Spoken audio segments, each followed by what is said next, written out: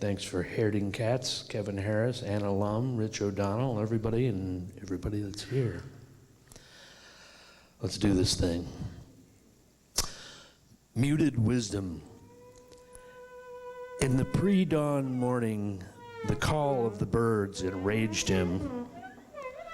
He rolled out of the hammock and put his foot in his back pocket, fell face first into the stars that contained last night's fire. The bug bites were portals from the wild to gather signs, messages, signals, and wisdom from the wind, the critters, the creepy crawlies, and the unheard. Those shut out of the media and board meetings. Some of the cries of the night are muted, but the helicopters have eyes, and there is blood seeping into the roots. Ants are there to gather and interpret intel. The same willful ignorance that ignores the medicine men put their antennae music on mute. Amidst it all, while the waitresses worry about chemtrails, the Tyne punctures the yoke, the oxen fire off salvos, a surgeon butchers a joke, the nurses snort the last of the blow, the Malamute barks at the skunk, the busboy is suffering grief and sore feet, the priest is discovering punk. The clouds are a fluttering afterthought, though daily they blot out the sun. The dirt drinks the rain and the blood of the masses, and you think you're the only one. Come trade me your woes for a job full of blows and a dozen obsequious morons. I'll smile at your face, let you win the race, and scoff at your enemy pawns.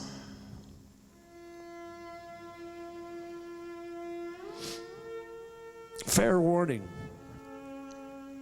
After the pain and suffering in result of your own actions occurs more often, you will begin to talk to yourself as if you were your mom or girlfriend. Careful now, honey. You remember what happened last time. Watch it.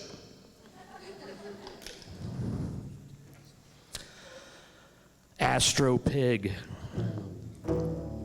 There was nothing left of her but pubic hairs I had yet to find, teetering on the toilet rim upon the next sunrise. Before noon, by the time my carousel had stopped on that fat holiday, I discovered a nonstop rage in children, unemployed shortstops as proofreaders, and the cigarette on the chair, more fizzle than sizzle, simultaneously preventing and preparing for war. Benson and Hedges left his bait, knocked and notorious for changing my pulse. Aries she was. We made it for one night. She called in 2 days, said it wasn't meant to be, something about the pig being incompatible with the snake. In this lifetime, as close as my face to the pillowcase during dreams, but that's not the same. Not in the brain. It is the shadow of the Jungian field. Hollywood gets it all misty, starlit, flickering on you semi-flaccid tubes, and the morning doves are no match for the nightmares. The call of eggs and another bottle of wine. But the hens are at rest, and the grapes are greedy. Dutchtown quiets down, as the blood sinks into the ground or washes into the gutters on Monday mornings when there is no work but words. Another sip, sleep maybe, lunch, soon a nibble, but never the whole bite in this, not in this lifetime sort of daze malaise.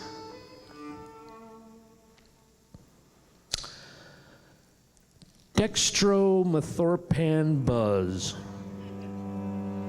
Round trip ticket with its promise of return. Naked in the open window rain. Boomerang. Arguments in circles of an overpoured mistake. Gift in air. Gift in fact. Risks learned lessons. Naked in the open window rain. Gas to water to gas again. Stupid to wise to brave. From fear to anger to stupid again. Naked in the open window rain. Cheap thrills turn into a post-nasal drip running down to a puddle of regret. Naked in the open window rain. Boomerang. All right, now we're gonna get really silly. Cartography or lobotomy? Where do we go? And who are we? Knowing that the butt is aflame after the failure of journalism in a cool, stiff rain, under a broken limb, in a foreign forest of man-made guilt. Parts is parts. It's nice to walk the sidewalks of a broken world of misspelled verbs and broken promises after a meal of unscrambled segues and dog food amidst the babble of the diner attendants, in dreams and unimaginative dolts at full throttle, or a view of the wet, slick streets alive with oil and broken neon. It's nice to walk home through the corpses and have a quiet and lonely wank, fall silently asleep on a dirty carpet, knowing the rent is due, the seed is spent, the credit is ill-advised, under that next Google Maps nightmare, to get to that place of awakening a defecation taste in the parking lot could not care less. Parts is parts. No algorithm beats the beats. Like saber-toothed tigers French kissing in battle, in a shower of shallowisms, led by a circus peanut. There was first an idle moment to test the fates over the booze, the do's and don'ts, the ain'ts, the smell, the ooze, dashing hopes of dopey calendar to be exposed, who have started to stir their sinks with a thesaurus. Broken underneath the stars, the master of neglected ceremonies cracked beneath the acorn of a squirrel and other nuts and vermin. He shot celluloid miracles into candlelit dog whistles. Disappointments disappear with the appearance of appointments. Parts is parts. No algorithm beats the beats. After sneering, mistook arrangements of info spoke from the sneaking, freaking lunar posse, like saber-toothed tigers French kissing in battle. What'll it be, miss? Anagram or mammogram? Grammar magma moron maroon, you idiot. Cartography or lobotomy? Where do we go? And who are we? Are you in a car? No, I'm eating a banana. Why am I writing about a standard foot measuring device? It's called the Brannock device. And this one's called Brannock Device. Casting aspersions on the smell of Bangkok, he lost his mind when shelved by an autocratic librarian, so reported the stenographer. She who said the petroglyphs are lies. Which brings us to memories of the worst time, when the shoe salesman snuck a peek up her skirt and tried to sell her size 11 galoshes, this causing her to lose it, hitting him in the ear with his own personal Brannock device, which clearly showed she would be better fitted by a person void of a bloody lobe. Which begs the question, how many feet are in a yard? Well, that depends on how many pork butts you promised, right?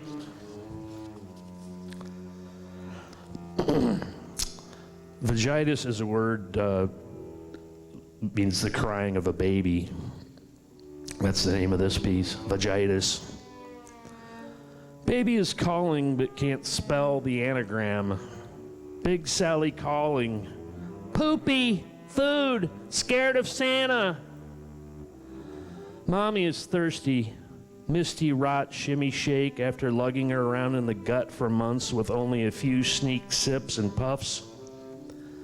Now in a $3,000 stroller and all the powder puff niceties, all in the dining room get to hear it wail like an osprey with a sword shoved in its neck. I don't want to live in an oligarchy.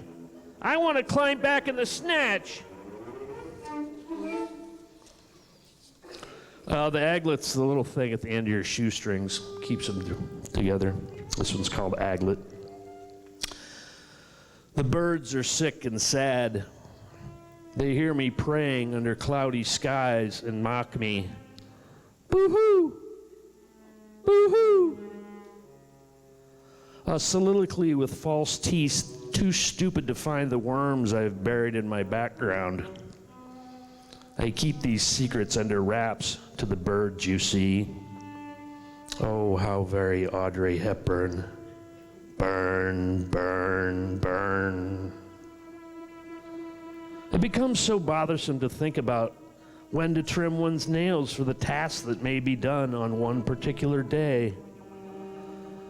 But if I had my druthers, I would have liked to get Bukowski better aglets, though then he might have never written The Shoelace. That would be a bother, I suppose. Aglets, though. Aglets?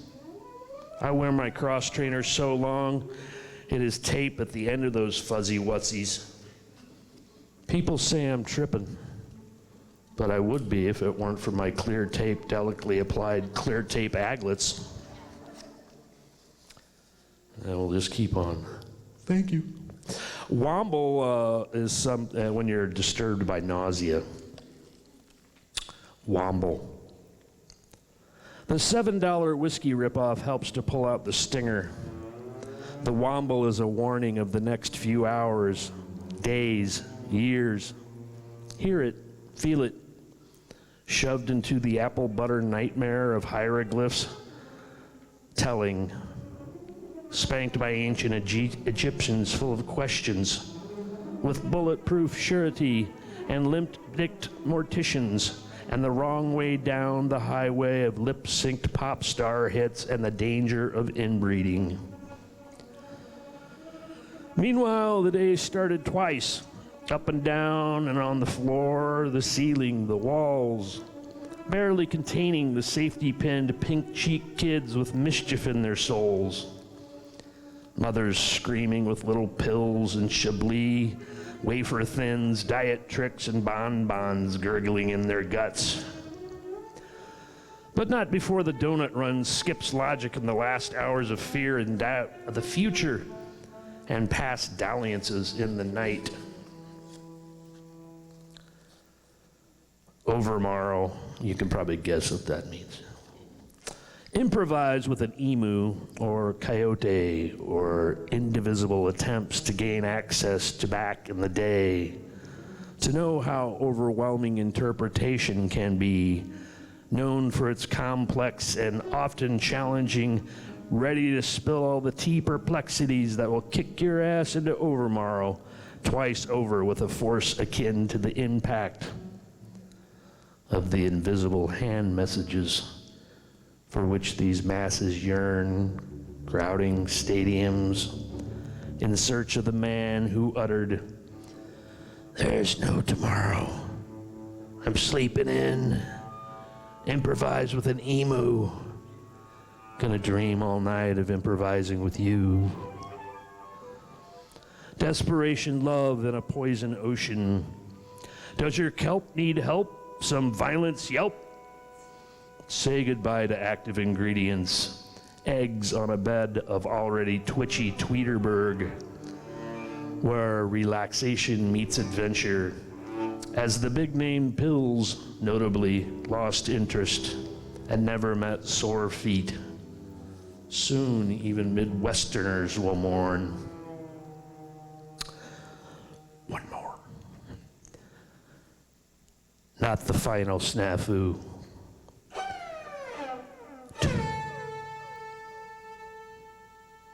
Tools that change the way people think can be loves to stop now. We compiled reflections on the life. These are indications.